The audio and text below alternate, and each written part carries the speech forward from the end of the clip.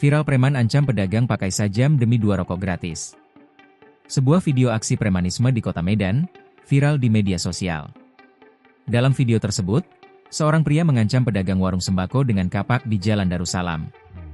Video yang beredar menunjukkan 2 pelaku datang menggunakan sepeda motor dan memasuki warung.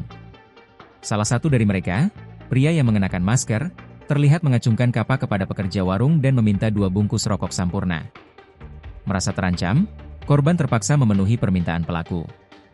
Andi Maulana, 21, korban dalam insiden tersebut, menceritakan bahwa peristiwa itu terjadi pada Rabu, 16 Juli 2025, sekitar pukul 3.40 waktu Indonesia Barat.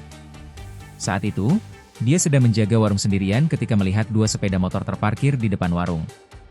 Andi mengaku bahwa ini adalah pertama kalinya dia mengalami ancaman seperti itu dan dia sama sekali tidak mengenal pelaku. Setelah kejadian, Andi membuat laporan ke Polsek Sunggal dan berharap agar pelaku segera ditangkap agar tindakan serupa tidak terjadi kepada pedagang lainnya.